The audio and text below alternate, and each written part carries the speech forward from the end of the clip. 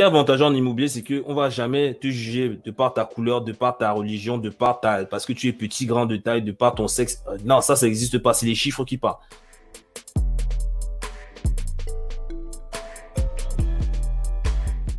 Donc, ça veut dire que pour moi, l'immobilier, c'est la voie la plus simple, entre guillemets. En tout cas, simple dans le sens, c'est pas simple, facile, mais simple parce que dans le sens où c'est accessible à quasiment tout le monde, on va dire. Même si on va dire à tout le monde. Qui veut peut, en fait. C'est aussi simple que ça.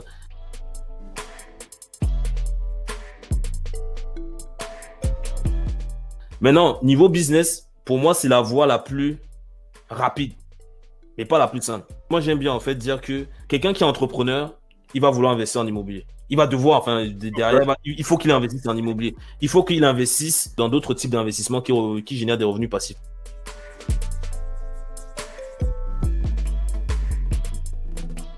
Peut-être la bourse, crypto-monnaie, les actions, les entreprises, etc. Donc, c'est que forcément, quelqu'un qui va peut-être devenir libre financièrement avec l'immobilier, ça a été mon cas, il va vouloir se lancer en entreprise. Donc, avec l'entreprise, pour lancer son entreprise, il va devoir tout simplement, aujourd'hui, quelle que soit l'entreprise, il faut que tu aies au moins une partie liée au marketing, liée au digital.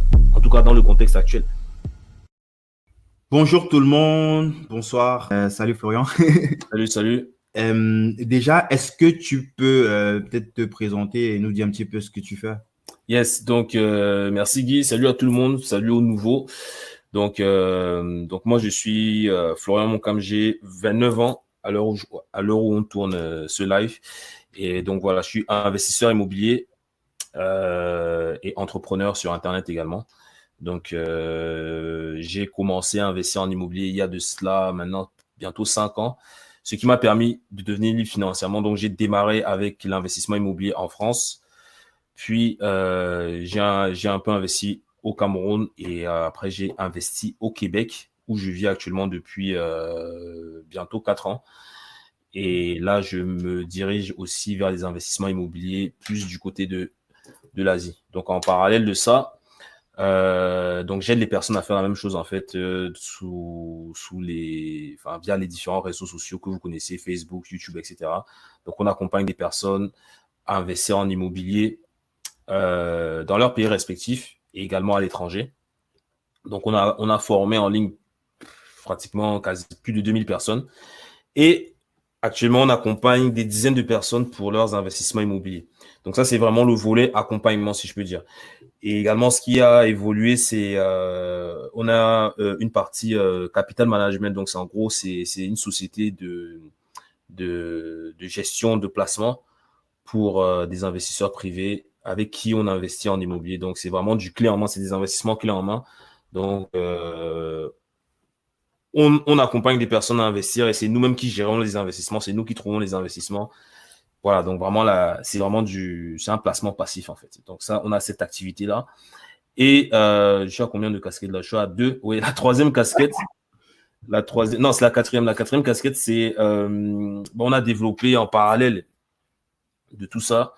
On a développé, je suis également actionnaire d'un cabinet et d'une agence de marketing, web marketing, donc justement pour accompagner pas mal d'entrepreneurs qui souhaitent en fait tout simplement se digitaliser. Donc aujourd'hui, je pense même que la situation actuelle nous montre de plus en plus l'intérêt d'être présent sur les réseaux sociaux, que ce soit pour promouvoir des produits physiques ou même des services en fait. Donc c'est en quelques mots, c'est comme ça que je me présente. Donc, investisseur à la base et maintenant multi-entrepreneur, si je peux dire ça comme ça.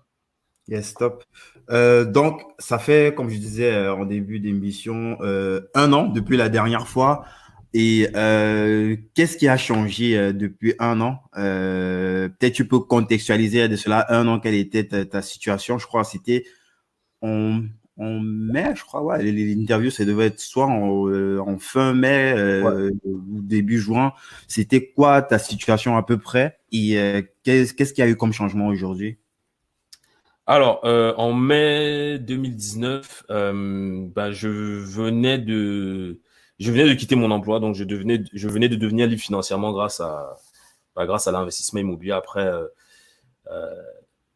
3 ans et demi, on va dire, d'investissement non-stop en fait. Donc j'ai vraiment investi tout. En moyenne, j'ai acheté des biens tous les 6 mois. Donc pendant 3 ans et demi, 4 ans à peu près, j'ai enchaîné tous les 6 mois.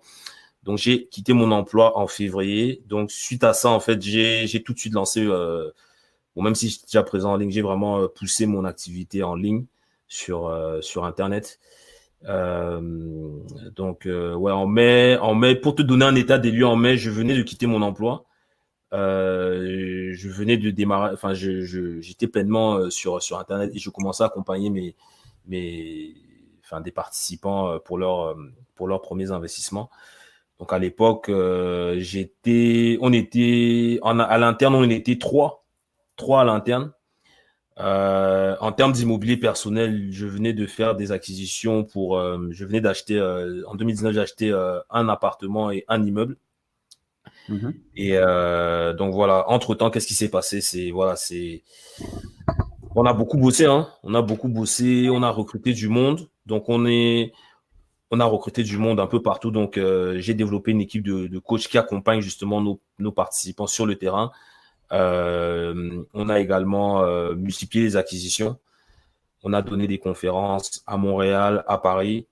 Entre-temps, l'équipe a grossi parce qu'aujourd'hui, on est près de 20, on est combien même? On est 20, 24, 23 ou 24. Je sais plus. 25. Oui, avec moi 25, voilà. On est une équipe de 25 aujourd'hui, répartie dans à peu près 5 pays. Qu'est-ce qui s'est passé d'autre? Aujourd'hui, voilà, on gère en termes de capitaux, en fait. Donc, pour des investisseurs privés, on gère à peu près 1,1 million de dollars d'investissement pour des investisseurs privés. Et là, en ce moment, on a commencé à accompagner enfin, nos différents clients pour la partie digitale, donc tout ce qui est développement de business en ligne, en fait. Donc, je pourrais te dire qu'en un an, il s'est passé beaucoup de choses. Franchement, j'ai beaucoup appris, c'est là qu'on se dit quand on est entrepreneur, voilà, c'est pas des vacances. J'ai beaucoup appris, beaucoup de prises de risques aussi, beaucoup de remises en question, beaucoup d'erreurs. Mais bon, les erreurs, moi, je les prends ça toujours de manière positive parce que ça fait partie comment dire, de l'apprentissage, en fait. Donc, si tu apprends si tu apprends sans faire d'erreurs et sans te tromper, c'est que tu apprends rien, en fait. Donc, beaucoup d'erreurs et également beaucoup d'apprentissage. Et honnêtement, voilà, aujourd'hui, je suis plutôt satisfait.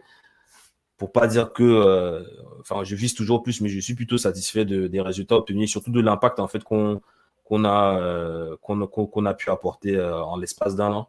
Parce que entre, bah, du coup, de recruter des personnes en interne, recruter des personnes en interne, c'est-à-dire faire tourner à petite échelle, bien évidemment, l'économie, on a quand même accompagné près d'une trentaine de personnes pour faire un total de près de 12,5 millions d'acquisitions en seulement 12 mois. Donc, bon, y compris mes propres acquisitions, mais moi, je me considère, voilà, comme Un de tes participant. participants. Voilà, je suis comme l'un de mes participants. Et je travaille également avec mes participants. Donc, voilà, quand j'ai des cas pratiques, je leur expose, je dis, voilà ce que je suis en train de faire et tout. Il y a des partenariats qui se nouent. Donc, voilà, sur les un an qui se sont écoulés, on a fait pour près de 12,5 millions d'acquisitions. Certains diront que c'est pas beaucoup, d'autres diront que c'est beaucoup, mais bon. Voilà, je pense quand même qu'en un an, c'est partant de quasiment rien, on va dire, c'est pas mal, quoi. Donc, Ouais, voilà un peu l'état des lieux. c'est intéressant tout ça, Florian. Je vais peut-être rebondir sur un point que tu as mentionné, l'équipe qui a grossi de 3 personnes à près de 25 personnes. Et pour aussi contextualiser, nous sommes en ce moment, lors de l'enregistrement de cette émission, nous sommes en plein confinement. Enfin, tout dépend du pays. Nous, ici en Allemagne, on commence déjà à sortir du confinement, du moins pour la plupart des pays. D'autres rentrent même dans le confinement, si on prend le cas de l'Angleterre, par exemple. Et on sait qu'il y a une crise qui est l'une des plus... je crois même avant la guerre mondiale, on n'avait pas encore vu cette typologie de crise qui arrive bientôt. Et on a plus tendance à voir des entreprises qui mettent leurs employés en chômage partiel et peut-être après le confinement, des entreprises qui vont complètement arrêter leur activité. Toi, comment est-ce que toi tu vis cette crise actuellement? Parce que on ne comprend pas trop la cohérence. Est-ce que c'est toi qui jouis justement de ces entreprises qui paient? Comment ça se passe? Comment ça se passe que tu continues de recruter alors que nous sommes en pleine crise et la plupart des entreprises elles se débarrassent plutôt de leurs collaborateurs?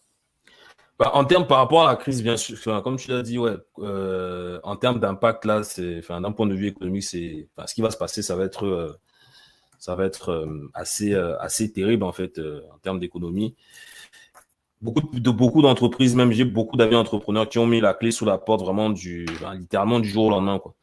Littéralement du jour au lendemain. Nous, à l'interne, comment ça se passe? C'est sûr que bon, il y a eu, quand on est rentré en période de confinement, il y a eu un moment un peu de doute, mais justement, dans une situation comme ça, en fait, enfin, au lieu de partir dans tous les sens, moi, j'ai essayé de gérer en tout cas les émotions, de me dire, bon, de me poser, et de me dire, bon, qu'est-ce qui fonctionne actuellement et comment faire en sorte que ça fonctionne davantage, en fait. Donc, je me suis vraiment focus sur ça et on a décidé avec l'équipe vraiment au lieu de se retirer, parce que plein de personnes vont se dire, OK, en cas de crise, c'est sûr qu'il faut de la trésorerie, c'est sûr qu'il faut comment dire, prendre des précautions, ne pas prendre certains risques et tout.